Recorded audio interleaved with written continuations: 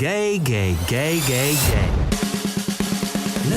Lovey, you're my honey. Cinnamon bun so hot and yummy. Creamy sauce so sticky, sweet on you, girl. Lovey, you're my baby. Don't lead me on, girl, don't say maybe. Can't keep my oven mitts off you, girl. Hey everybody, and welcome back to What the Hell Happened to Them? A title fight is brewing. That's right, this season, Eddie Murphy versus Jim Carrey. I am your host, Patrick Skeyhill, and joining me on the line is an ass gasket, Joe Vekeman. Hi. And on the audio boards is Lev Van Rensselaer, reminding me to remind you that you can email the cast at whathappenedtothamcast@gmail.com. And our sponsor this week is Buzzsaws. Fun to play with, not to eat. All right, Joe, what are we doing this week? Well, we're finally allowed to watch, no thanks to Italy, I Love You, Phillip Morris, a Jim Carrey feature. I'm going to need some context for that remark. Oh, you want some context? Okay. Yeah. Well, there was an Italy controversy. Italians be doing that. The distribution and promotion of the film in Italy by its Italian distributor, Lucky Red, was strongly criticized. The advertising campaigns, posters, trailers, and TV commercials was accused of minimizing the homosexual themes of the film to present as a simple comedy, removing the romantic relationship between Stephen and Philip in the film, with the aim of attracting a larger audience. McGregor was removed from the billing list in the trailer. Lucky Red later claimed to have purchased from its distributor and production company Eurocorp a softer version of the original, in which most of the homosexual sex scenes between the protagonists, Stephen and Philip, were removed. It's the whole fucking movie! Yeah, I don't...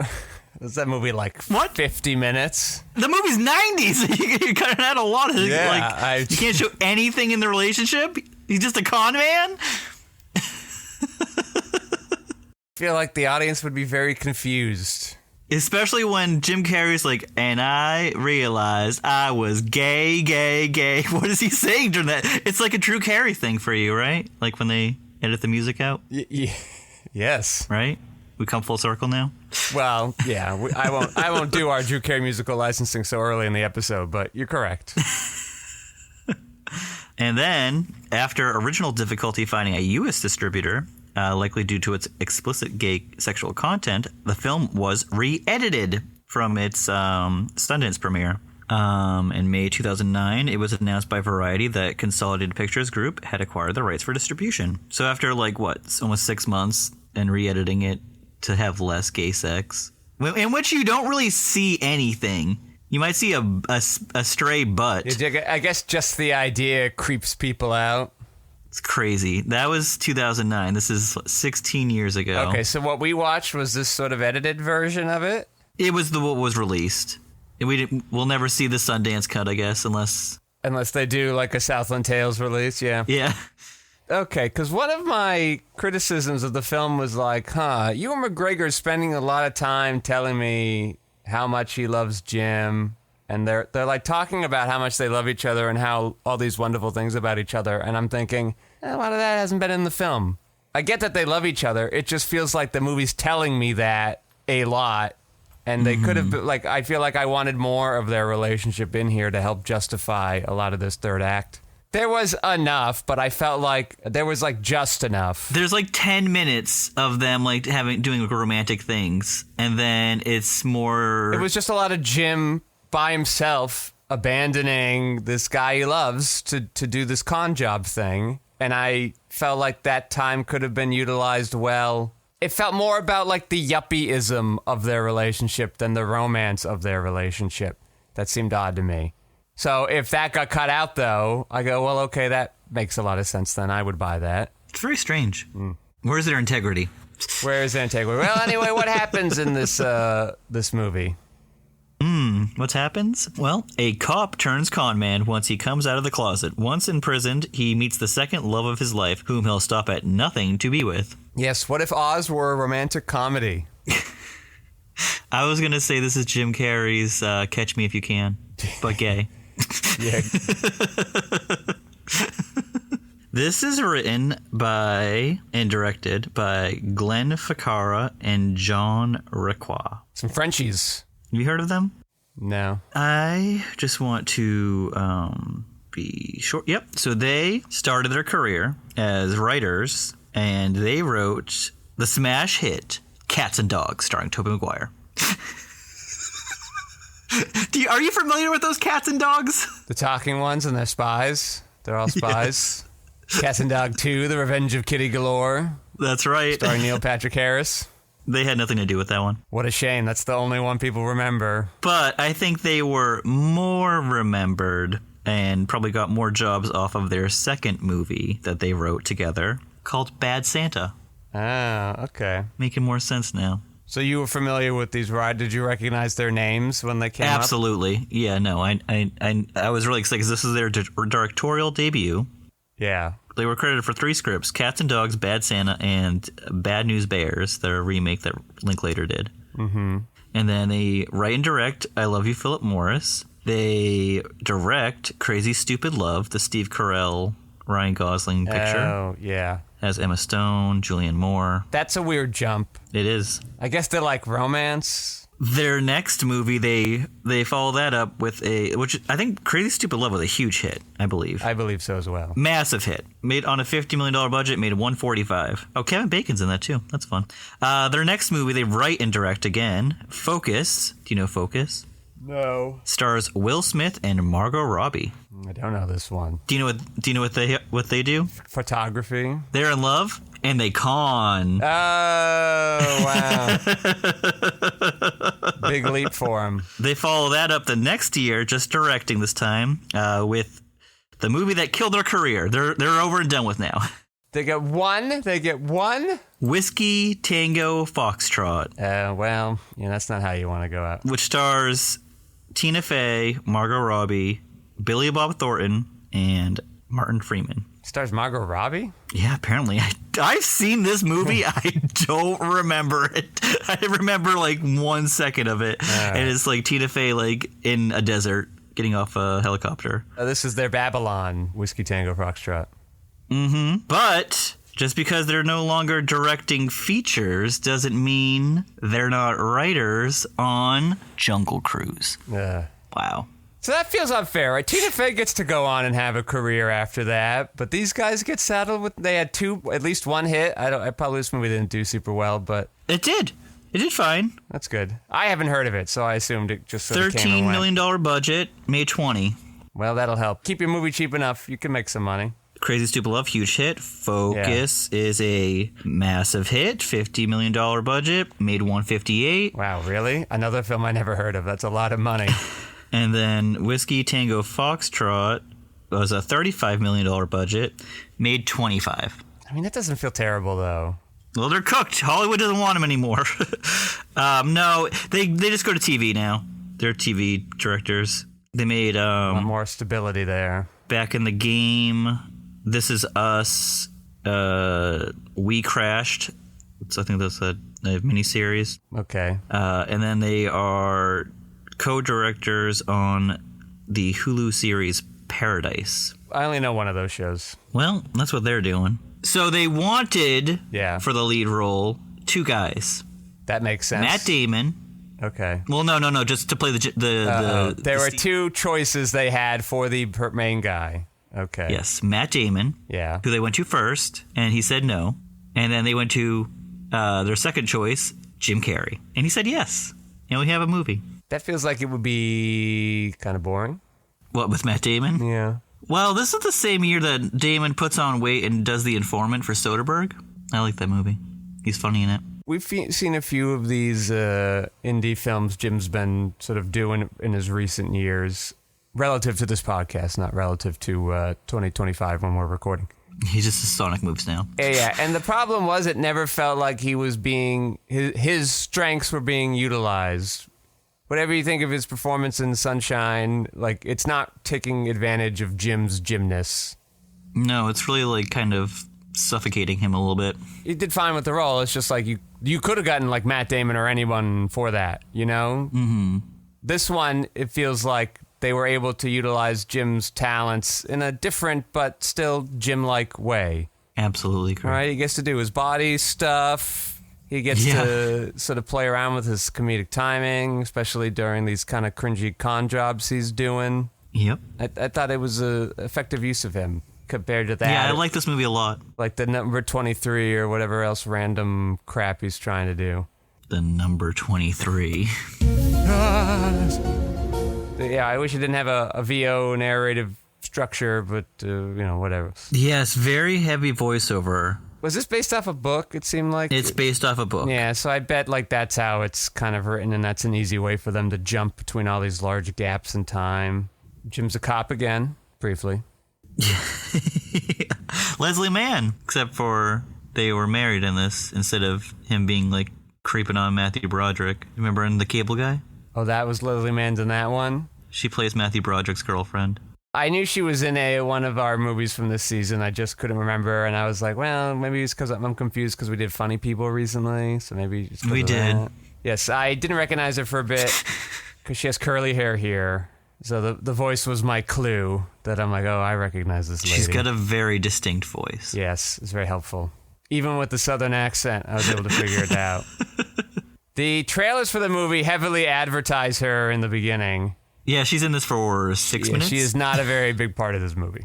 And this movie moves fast. It's about 95 minutes. Yes, it was a very brisk watch. The trailers also advertise this as like a very Christmas themed trailer. Really? Because I guess the movie comes out in December. Yeah, there's like a beat during Christmas, but it's not the whole movie. They're like, this Christmas, check it, and they got like little Christmas music, and then Jim's like, I'm gay, and then like suddenly there's like the hard turn and the record scratch, and now it's not a Christmas anymore. It's blah blah blah. Wait, they do a record scratch in the trailer? I believe something like that, because then there's an abrupt tone shift after oh no, it's like one of those like really, it was like kind of horror movie, kind of like You thought I wasn't gay? Because he's like, I'm gay, and like there's a big string build up, and then like a hard boom, like a thud of sound. But then the rest of the trailer happens, and you see him walking the little dogs and all the other gay stuff that he does. Gay stuff that he does? What the fuck? That's how the trailer seems to treat it in my mind. So Italy was too afraid to do the gay stuff, and then over here they were like, oh yeah, look at all this gay things he's doing. Yep, here's him walking gay dogs, and here's him buying gay watches, and here's him. How do you know they're gay dogs? I'm just playing. But I'm glad someone had the guts to say it, because we all have known it for years, and everybody's been too woke to say it. Being gay is expensive. I say this as a straight male. Definitely expensive. It looks expensive. As someone who, shuffles his, 6 shirts that he has. Yes. I know, it's really nice we don't have to care about our appearances and whatnot. Yeah, that really works out for me pretty well. I don't have to buy any facial creams or hair product or, it's pretty... I just have my pants I've been sewing together for 20 years or whatever. You're so amazing. I'm keeping it real. The staggered release of this movie, just want to mention that really quick. So, premiered at Sundance on January 18th, 2009. Came out in France on February 10th, 2010, and then got finally released theatrically in the United States on December 3rd, 2010. Yeah, bring the whole family. And then the movie was finally released on home media on April 5th, 2011. Can you imagine that happening now? People would lose, physical media collectors would lose their fucking minds. They'd be like, I have to wait 2.5 years to own this on disc? That's crazy. It's not 2.5 years. 2009? 2009 to 2011. Yeah, but one was in December 2009, and then it was February of 2011. No, it was January. Sundance is in January 2009. I'm really thinking about it from theatrical releases. People who see a film at Sundance are like, boy, I can't wait till that comes out on Blu-ray. No, they're. Yeah, I know, but I was just using it for dramatic effect. And like that, what is that audience size in a Sundance screening theater? 100 people? Like there just isn't a huge There clamor. are Jim Carrey fans all around you. Why aren't they like, oh, I can't wait till this comes to theater. Put it out in the fucking theater, you idiots. Why am I waiting 10 months for it to come to theater? Blah, blah, blah. We do wait a long time. It is interesting it took so long when you have one of the most bankable stars. Mm-hmm. What was this last film? Yes, Man? Believe so. Like that movie did well. So 2008. What are you holding out on? Or did we? No. It was A Christmas Story. How could we forget? Oh, Or no, A Christmas Carol. I'm not going to count that because it hurts my argument. Although that movie made way more money than it should have because of Jim Carrey. A lot of money. A lot of money. Christmas. I like this movie. Did you like the movie? Yes, I did. I enjoyed the humor. It never made me laugh out loud, but I did frequently sort of kind of quietly muse to myself, oh, that was clever. Oh, I've enjoyed this. Yeah, so it's a quiet humor. Yeah, it's one of these face stroking laugh. Yeah. Amusing. Good. Well thought out. How witty. How dry. How droll. I like what you wrote. Sound like such dickheads. That baguette and bagel does look like cock and balls. Good for you to feel awkward there, Jim. Yes. Yeah, that was. I mean, he's in the same getup he has at the beginning of Bruce Almighty when he's doing the interview for the giant cookie. Remember, he's got the hairnet. Oh, Did it just break your brain trying to call that back?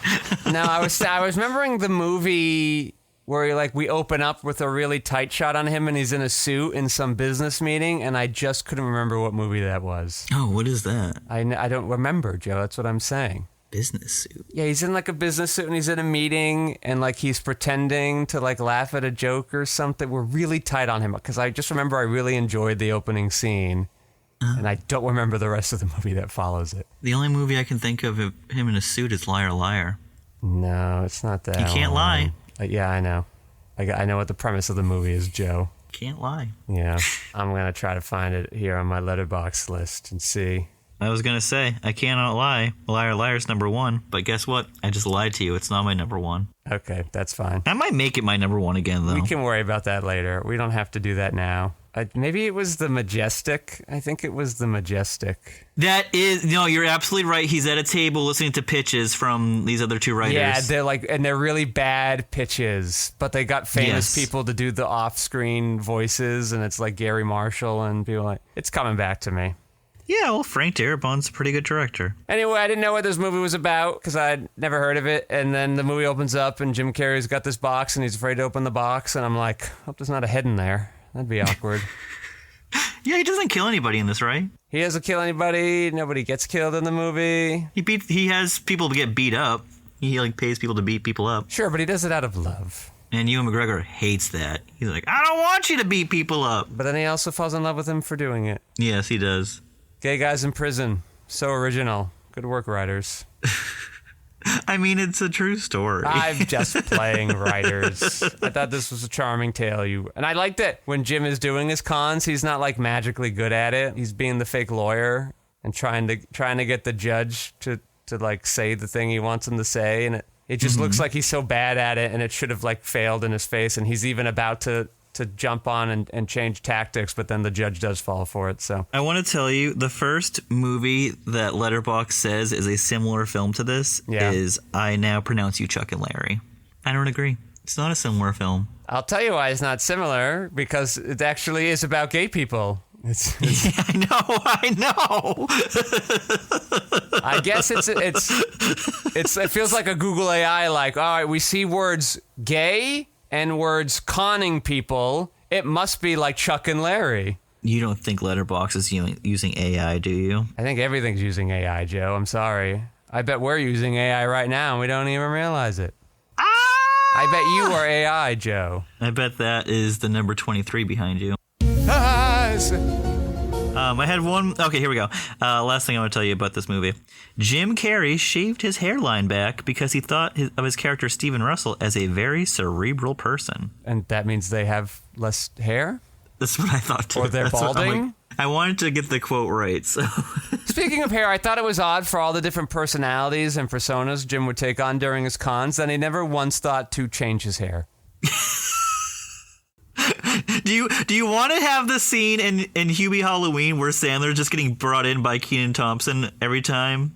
He's like, I found him over here. Hey, I can't stop. He just ran in here again. Yeah. He's got a new disguise on every time. I just of course you get caught at the end. You look exactly the same. You've just faked your own death. You don't want to. If you don't even want to change your hair color, You don't want to like cut most of it off, make yourself look less recognizable. You're a multi-escaped convict. People recognize your face from the news. The plot is based on true events, but the timeline has been drastically changed. Shocker. In real life, Stephen J. Russell escaped from prison 5 times without ever hurting anyone. He used stolen civilian clothing and a walkie-talkie and pretended he had AIDS to get out of jail before he met Phillip Morris. He pretended to have AIDS again after living with Morris for some time to be with him. Russell is now serving a 144-year sentence under heightened security. It's a little Roofman adjacent, too. Just a guy that just keeps fucking up. Can't stop fucking up. Like addicted to fucking up. I don't know if that's how I would phrase it, though. But he gets out of jail so easily. Good at escaping jail. Yeah, that I did find amusing. I thought it was odd. The movie tells us so much about the main character after the real events of the movie. We didn't get anything on the other guy. Oh, yeah. Did the other guy ever visit him in prison? Like, do they still talk? Did the other guy move on? Like, what happened to him? Why don't you want to tell us what happened with that guy? Is it not a very happy ending? Probably not. I mean, the guy's in prison. He's only allowed out for an hour every, day, I think, right? Yeah, because he's really good at escaping. That's so funny. Yeah. Should have been a magician. Yeah, I like Jim Carrey taking advantage of dumb bureaucracies to get away. I'm glad I didn't really die of AIDS because I was there being like, oh, another movie about gay people where someone dies of AIDS at the end. How original. Well done. Remembering the Normal Heart? I mean, Normal Heart or Rant or I Love You, Chuck and Larry. Like, it's all, you know. I love you, Chuck and Larry. I love you guys. I thought it was a nice attention to detail that when he had his green dyed scrubs, quote unquote. Yeah, his skin was... Yeah, they're not color fasted because he did it in his toilet. It's on his skin when he gets arrested shortly afterwards. That was a nice little... Could have been an easy something to overlook. I'm glad they had that. Maybe in the novel he specifically calls out, yeah, I even had green dye on me. It was that quickly. I really like the scene where the big guy in the bed next to them, when they're first getting together in the cell, and he's just like, I never go back on my word. My word is my bond. And then he's like kicking the shit out of all the security guards that come in, and he's like, I don't go back on my word. And he's playing the music for him. And it's just, well-utilized character. That prisoner/janitor has a couple good moments whenever he's around. I like when he pops up. It is not a good look for CFOs that this uneducated ex-con with no experience in the field can just waltz in off the street and actually do the job well. I mean, the ending of the movie is saying they embarrassed the state of Texas so badly. And it was when George Bush was governor. Yeah, right before Bush was running for president. So funny. Yeah, no, I haven't watched this since I first watched it on DVD. 15 years ago. In 2011, yes, when you were allowed to buy it. Yeah. You were one of those people yelling, like, where's my movie? Put the movie out. Yeah, no, I think I have a DVD of it. It seemed like Jim should have gone to white-collar prison in the back half of the film. It's odd. He didn't. It seemed to be a regular prison. And didn't even clock that. I was like, oh, he gets to go to a nice prison now and get to have fun. He gets to do the country club stuff. Gay people don't get to go to country club prisons. They got to go to regular prison. So I'm glad you liked it. It's a nice little detour from Jim. Again, it doesn't feel like it, right? It feels in line with his kooky comedies. It's just a different shade of it. I mean, detour in quality. I mean, Yes Man was fine, you know. It wasn't my favorite, but it's fine. Serviceable film. I like that one. Christmas Carols was odd. They wanted it to be a Jim film, other than that he got to do different voices. But one of his voices was just whispering. That is a movie that I'm disappointed I've seen more than once. Many times, yeah. Probably about 3 or 4 times now. What's wrong with me? You know, you're a Christmas head. I am. That's why I'm going to watch that Dennis Dugan movie again. A Carol's Christmas? Yeah, fine. And I'm also going to watch the Kelsey Grammer Christmas Carol that you suggested. Well, that one I think is fairly decent as far as Christmas Carol adaptations go. Yeah, that's a good reason to watch it. Got some fun songs, some fun actors, you know. Other than that, we always get the same story every time, so there's only so many ways to do it. What? Same story. Same story. What are you talking about? You know, Jim checked out the credits. He got his own on-set chef. What? I didn't see that. What'd you say the movie cost? $12 million, and some of that went to his own chef? 13, yeah. 13. Lucky 13. Oh my God, the movie came out in 2010, and 10 plus 13? That's 23! Well, no, he says he's just quoted as saying, Friday the 13th is my lucky day or whatever, and then apparently a bunch of stuff actually happens on Friday the 13th in the movie. There's like calendars in the background. Yeah, that didn't jump out to me. You're such an observant watcher, were you? No, it's tough to see that stuff on the first view. I think. No, it's fine. I'm kind of looking at... I only know that because I read it. Does Jim have any thoughts on this film after the fact? I'm seeing nothing. Nothing. It got pretty good reviews, though. Probably wouldn't do the Eddie where it's like, yeah, I knew it was crap. I just wanted the paycheck. This is not a paycheck movie. Oh, definitely not. Yeah. This feels like he's got some passion behind it. Yeah, the budget of this movie is less than his normal fee. The writers, directors, Rekwa and Fakara were nominated from the Writers Guild of America for Writers Guild of America for Best Adapted Screenplay. Yeah, maybe that screenplay has the other stuff in it that got cut out still. Yeah, the story, the book it's based off is called I Love You, Phillip Morris, A True Story of Life, Love, and Prison Breaks. Well, I mean, that certainly will get people looking when they see it on the new release section of the Barnes & Nobles. Or the Borders. That doesn't exist anymore. It did in 2009. Yeah, I guess that is true. It was in its death spiral in that era. Yeah. I don't know. What else you got to say about this one? It's good. People should watch it. I bet no one's watched it. Let's listen to this podcast. Yeah, it was a very... I don't know, oblique sense of humor to it. It was not quite black humor, but it's not... It's so funny. I'm looking at it right now, and it's described as a black comedy. Yeah. But it's not quite that. It's, I don't know, oblique's the best. It's not, but it's not like Sandler, like Knee Slapper either. It's just something else in there that I found kind of refreshing for a comedy movie. I'm okay that I didn't laugh out loud. I still found it amusing. There's some good stuff in this. There was one sequence that really stuck out to me as... I didn't really like it, and it was mostly because we're clearly Jim's movie. We're in his VO the whole time, but when he gets sort of separated from Obi-Wan, that because he paid the dude to beat him up. Why did I not see that coming? We have this kind of extended sequence of watching Ewan McGregor running through the prison to the Nina Simone song. And that just feels very odd because it's the one time we're not in Jim's personality. I agree, but I like that song, and I was hoping that you'd like that song enough to forgive it. No, I mean, it definitely works. And if the movie were more of a two-hander, I would say, like, good sequence here. It's effective. I get why you want it in the movie. But I guess if you're cutting out all the other stuff showing why the two are in love with each other, you kind of need to see it from Ewan McGregor's side at least a little bit. It just really stands out. There's a movie that's coming up seasonal-wise that has that same song in it, and I want you to tell me if it works better in that movie or this movie when you see it. How do you know I'm going to see it? I'm going to make you watch it. Well, what's it called? It's called Love the Coopers. Oh, this movie is not coming out in theaters. No. When you say there's a movie coming up, that makes me think... I don't know what movies coming out have music in it. I just know it because I like that movie a lot. Maybe you do. I don't know. You know all kinds of stuff. You know who Sabrina Carpenter is. Like, you know all kinds of things I don't know, man. I think it's weird that you don't. I think it's in character that I don't. I guess, but she's very famous. Yeah, agree to disagree because I haven't heard of her. That's crazy. Doesn't sound all that famous to me.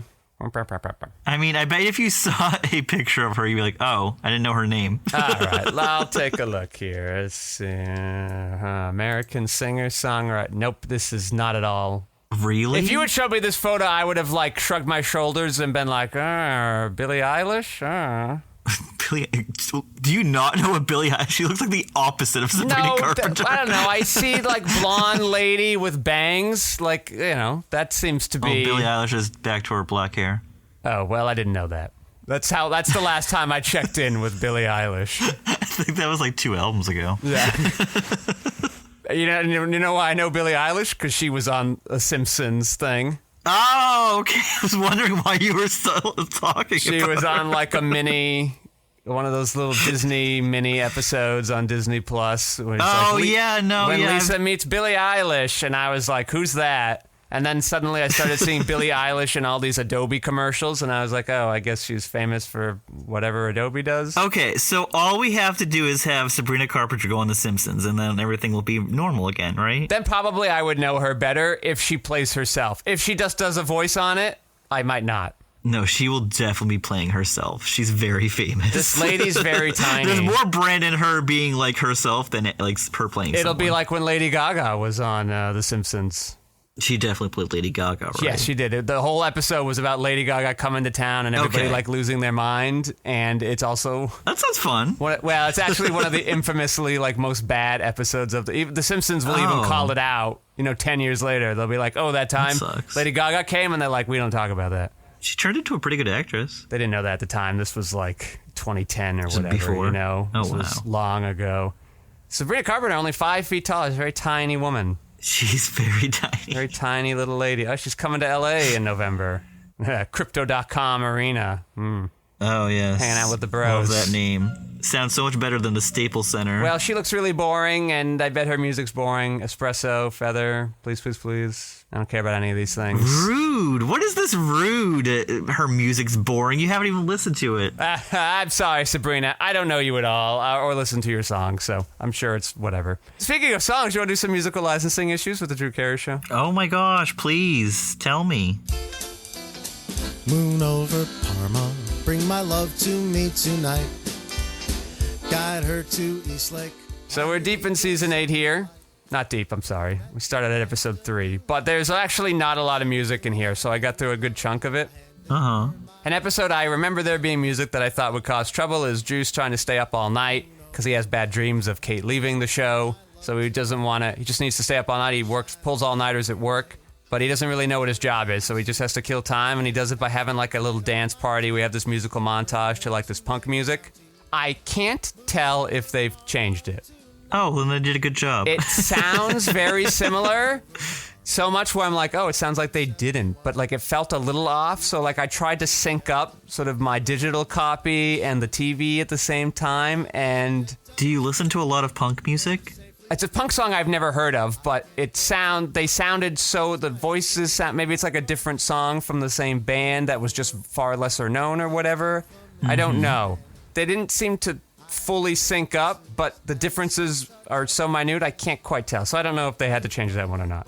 Then there was sort of the last kind of musical dance number that the show does that's like not germane to anything happens, and I was like, oh, I bet they'll just kind of cut that out because it happens at the very beginning of the episode. It doesn't tie into the rest of the episode. It's only like 90 seconds long. It's not very long. It felt like an easy one to cut. But they left it in. Huh. This sort of like Irish jig about the difficulties of working in a modern electronic computer-based office. Like it was this turn of the century song. And I felt like that would be one of the easier cuts to make. So I'm like, did you make this song up yourself? Is this like a show-written song so that you could do a dance number? You little Irish jig? Imagine if they were all show-written songs. Yeah, what a different world this would be. Yeah. I found that to be odd that they left that in. I thought that was quite curious. Then the first third of the season, they do an annoying thing where they're like, next week on Drew, instead of having like an actual tag. Yeah. And that always annoyed me when it aired, but what can you do? Anyway, one of them, they're like, tune in next week when the Goo Goo Dolls will make a special musical appearance. And sure enough, that gets cut. Of course. That feels like the easiest thing to cut. That was actually ended up being very easy because the episode begins with them playing. They don't play the Goo Goo Dolls. They play some wedding band. Drew, the whole major arc of season 8 is that Drew has decided, I'm going to get married, and I'm going to set it for the end of May, and I'm just going to find my bride and hope it all works out. He's like, I do great under pressure. I'm going to make myself find the right woman by the end of the year. And he picked May because that's when all the reruns start. So he could enjoy his honeymoon without having to worry about missing TV. It also works, obviously, for the writers because that's when their season will end, too. What a guy. What a guy to do that for his wife. Yeah. So she won't miss any shows, too. So he's at a wedding to like listen to the band to see if he wants to hire them for his wedding. Goo Goo Dolls play a song for about 90 seconds or so. It's a song I've heard of. I don't know what it's called, but I definitely have heard that on the radio. Yeah, of course. They start the episode after the song has just finished. We hear them play like their last note. Goo Goo Dolls mostly just in the background. They get like one joke when Lewis is given a drunken toast. And then, so they cut that out. That made a lot of sense. But then at the end of the episode, instead of doing that next week on Drew, they actually do like, it's the lead singer, the Goo Goo Doll, and Lewis and Oswald, and they're sitting on the porch, and they're like, well, Drew's got himself in quite a pickle this time, because it's a 2-part episode. Oh. Maybe someone should sing a song about it, and we're all expecting the Goo Goo Doll guy to sing a song, but in fact, Lewis sings a song instead, and then the Goo Goo Doll guy plays it on his guitar, and it seems to be a song that Lewis is somewhat making up on the spot, kind of Whose Line Is It Anyway style. Yeah. But they had to cut it. We don't even, in the Plex version, we don't even know Lewis is the one singing it. They're just like, someone should sing a song, and then we kind of like freeze frame, like a classic 90s junior high show. Yeah. And then like we just like see the credits roll up on that. And I was like, you made up that song yourself. Why couldn't you keep that? Like, because he was the one playing the guitar, do you have to pay him extra for like performance rights or something? Damn. I thought that was very odd. That's what we have today for our musical licensing issues. A lot of curious ones this time around. A lot of fun surprises I wasn't expecting in my musical licensing tour. All right, Joe, you got last looks on I Love You, Phillip Morris. I'll say it. I love you. I love you, Phillip Morris. I love this movie. It's wonderful. This is a nice surprise. This is definitely top tier Jim for me. How do you feel about it? We have talked on the cast about Sean Penn's walk in One Battle After Another and how much I like it. In this movie, I like Obi-Wan's gay running. I like it. I'm thinking back to that running sequence I was just complaining about, but I really like the body language Ewan was pulling off during that running. Hey, guess what? I think he's a pretty good actor. I guess so. If only he didn't do 3 Star Wars movies, he might have had more time for other interesting things. Oh, you think he's only done 3 Star Wars movies? Where do you fit him in other ones? Well, he's made his Star Wars TV show. What? I think he pops up in the others. Yeah, God. When did that come so out? Checked out. Like a couple years ago. Whoa. So they had Obi-Wan. Oh, I guess you can do that. He doesn't die at the end of those movies. No, in fact, he comes back in the other ones yeah, I know. as an old man. I was like, okay, you need something in the middle there. That would make sense. Yeah, so that's what they've done. They've done the middle story that we don't need or care about. Yeah, I know, but that's fine because I'm like, well, you got him 20 years older and you're having him be younger. And I go, well, he doesn't need to be younger. He doesn't die. That's the other guy. And you go, oh, okay. Now it's just like they get it right up until he meets Luke Skywalker. Till he looks like Alec Guinness. Yeah. Yeah, okay. Well, then that makes sense. I've never seen it. I don't know how it is. Yeah, that sounds boring, but that's whatever. That's okay. I checked out on Star Wars after the movies stopped coming out. I'm like, I am a purely theatrical Star Wars. I do not watch those shows. That's a lot of time. I saw you and McGregor in some weird kind of like spy movie thing. Recently? No, this was like 10 years ago or something. Oh. That's the last thing I remember seeing him in. Did we see him in some movie we did for the podcast? I doubt it. He does not work with our actors. Yeah, no, this is fine. All right, well, my last looks, why does Jim Carrey do this movie? Well, that is, I guess he's still kind of in that indie phase, and he's, trying to maybe going after these Oscars or Golden Globes or whatever. Like, he's having a bit more success than Julia did. I know Julia obviously did Aaron Brockovich. Fuck, we have watched him in a movie. Ha-ha! What is it? You don't know it? Not off the top of my head, but I had a vague inkling. Do you want to guess the season at least? Julia? Yes, it's Julia. Yeah. Think of who wrote the script. Is it okay, it's Tracy Letts wrote the script. Is he in August Osage County? Yes. Okay, who's he in that one? That's what I thought, but I didn't know what role he would have had. Says he is Bill Fordham. Abigail Breslin plays his daughter. I want to say that makes sense, right? Okay. I don't remember his role in that movie. I honestly did not know he was in a movie that we watched. Maybe he's Julia's husband, and he's got like one of the quieter roles in that family drama. I can't confirm right? that. Because that's his daughter, and then her her gay friend from The Wedding Singer, or no, her best friend from The Wedding Singer, My Best Friend's Wedding. He plays the creep on the daughter, and that guy's the one dating the youngest sister, and Julia stays behind. When did we watch that movie? 2021? 22. 22? Been even less time in between not seeing it. I mean, that's still a very long time. My review, Julia Roberts yelling, "Eat your fish, bitch," over and over again. Wow. Glad to see her finally have some meat to chew on.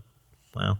Guess it's been a while since she was in a good movie. Anyway, we obviously know Julia has Aaron Brockovich, but when I think of Julia's like indie career, I'm thinking of like that early to mid 90s where it was just crap film, Dying Young. Satisfaction. No, that doesn't, no. Dying Young and Michael Collins and Mary Riley. Like, I'm thinking of like these real stinker films. Like, Cinema 23 is not great, but at least it's like stupid in a weird way. Yep. And obviously we like Sunshine. Like, Jim's found a way to kind of like eke out, and he's not like throwing himself fully into these. He's still doing Yes Mans and Bruce Almighty's, but Jim is sort of fine taking these. He's used to getting $30 million a movie, and he's doing this $13 million movie. So he's fine taking these pay cuts to do these fun little projects. This one, he got to bring a lot of himself to it, which he doesn't usually get to do in these roles. So very happy about that. Good for you, Jim. All right. So you're saying he's a spy in a movie? Oh, is it Deception? Is he a spy in that? What the? The Ewan McGregor? Ewan McGregor movie that you say. I forget. I'd have to look it up lately. I have to look it up another time. I would go on. Like to thank Lev Van Rensselaer, minding those audio boards and keeping us sound so slippery smooth. I'd like to thank my co-host Joe Vekeman for stopping by. Thank you. And I am your host, Patrick Skeyhill. You can find my features, documentaries, short films, video essays, animations, behind-the-scenes footage, and so much more at QuixoticUnited.com and social media, presumably with a similar sounding name. Thank you all for listening. Joe, say goodnight. Good night.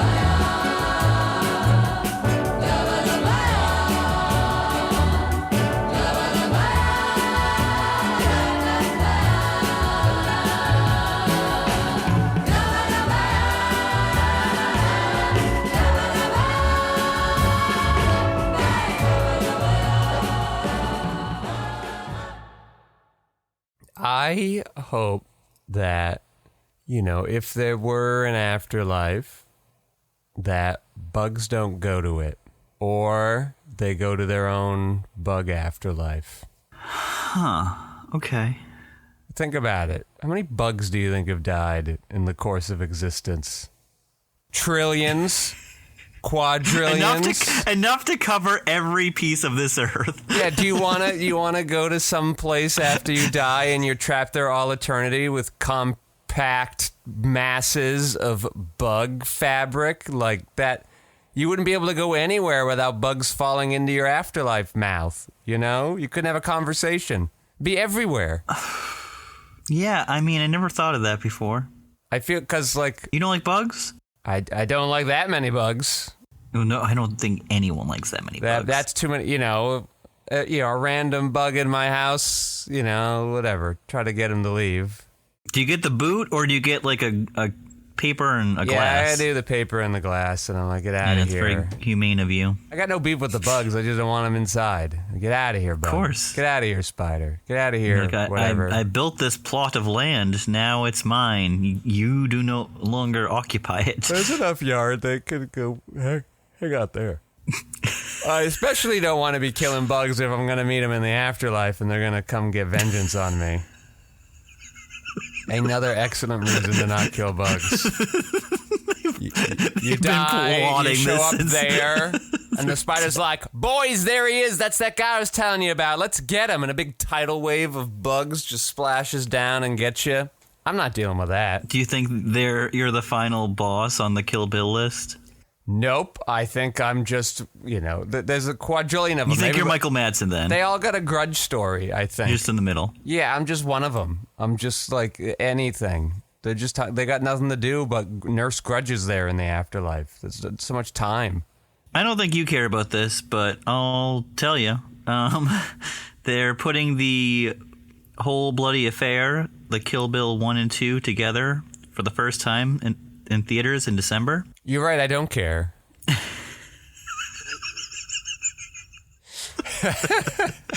Moving on. It's okay. It's okay. The audiences might want to know and go check it out. I hadn't heard this. Like I know former guest of the cast Bob would be very interested in that. Yeah, it's like this is how it was supposed to be edited together. It wasn't supposed to be split into two movies. Obviously, edited together. You mean just like one put right after the other in the timeline? Is that what you mean? No, I think it's specifically edited for this whole thing and not like divided, which was. That's what I'm saying. So it's not divided. You have your Premiere Pro timeline. You plopped one movie. You cut off the credits. Then you put the other movie there. Yeah, what I'm saying is I don't think it's like sewing together like an amputated arm. I think it's like... You think it's going to be like how they play the Godfather saga on TV now, and they're going to take... which I've been wanting to watch and I can't find. Okay. How do I find that? I don't know. How do I find that 5-hour movie? I don't know. I think 2 is better interlocked. I wouldn't want to see that one. I've no interest in seeing that. Well, I've only seen it once, and it was last year. It's hard to find, 3.5 hours to watch a movie. I get it. You found a way to watch one battle after another like 8 times, but I can see why. Twice, and that has been both after I have relinquished my duties of my children for the day. You just had some, like, dirt on your face, so I just wiped it off. What the hell are you talking about? Just wiping the dirt off your face. I see. I can't see your hand do that. Yeah, it was definitely on my screen, but it was on your face. Yeah, that's fine. It's just your hand is doing its thing below the camera, so I don't even know. That's why I made an effort to wipe it like that, be more... Well, we've clearly lost our minds, so I will... If you like Kill Bill, you can go check it out in the theater this December. Apparently, there'll be nothing else to watch in theaters this December, so you might as well watch this 20-year-old film. It's not true. It's not true. There'll be a lot in December. Okay. This is the only month that's kind of like, where are the movies again? What are you talking... This Joe, I've been to the movies the most this month than I've been all summer. Just AMC alone, I've gone like 6 times. Yeah, but we've had specific purposes. Like, there hasn't been, like, a big movie this month. Nothing has broken through. We got, let's see what we got here. We got the smash hit Smashing Machine. Smash hit, sure. Yeah. The one that's made, like, $7 million. Bone Lake. Ooh, wow. I think that one's made, like, less than $1 million. Probably. I think you were one of the only people that saw it. Me and the MILF in the audience. It was just us. Then, Jesus. Anemone. That was boring. No one saw that either. Yeah. Roofman, also seen by nobody. Yep. After the Hunt, probably seen by nobody. Just us again. Black Phone 2, crowd was pretty decent. I've heard that's one that's actually making some money. So prepare for a 3. I was sitting at the end of 1 and being like, all right, well, at least they can't turn this into a franchise. That'd be annoying. And then they're like, well, what if we completely change the rules on you, Patrick? And I'll be like, all right, so we give it a shot. As someone who has not seen the Black Phone 2, yeah, but knows and understands how in The Mandalorian, Pedro Pascal is definitely not wearing the suit, and he is just doing a voiceover performance while someone is playing the masked bounty hunter. Yeah. Do you think someone is playing the Grabber and Ethan Hawke is just coming in to do voiceover work? I had this thought a lot because there is a good chunk I've heard he doesn't take his mask off. He does a couple times. Okay.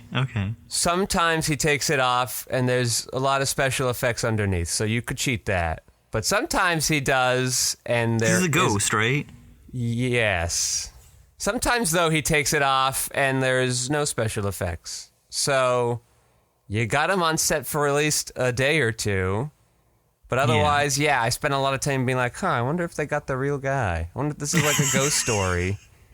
Well, the crazy thing is he's like out promoting it, like the shit out of it right now. I mean, he might have been there. Like he's at least having fun with his vocal work. So I don't. He's just really busy. He's not in the movie a lot either as a physical presence. So even if they did need him, he does a lot of ice skating in the movie. So I bet he's not playing that part of him. Ice skating. Yes. Interesting. Yes. Yeah, because the whole thing is he's like, hell is in flames. And I go, yeah, I know. I read Dante. Thanks. I am literate, sir. Overall, I'd say that worked. I would watch a third one. I don't know how you do it, but I didn't think you could do a second one. I'd watch a third one.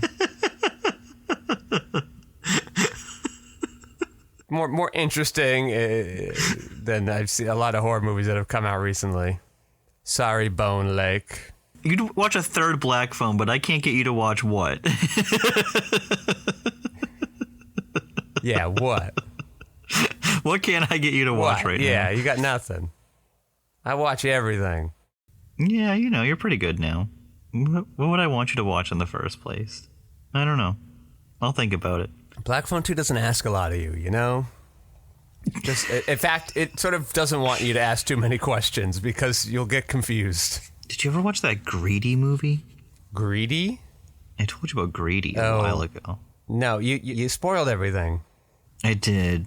Because it's all twist. I didn't even know what was real at a certain point. So I have no need to watch that now. Yeah. Okay, I've drank the water. Let's jump in.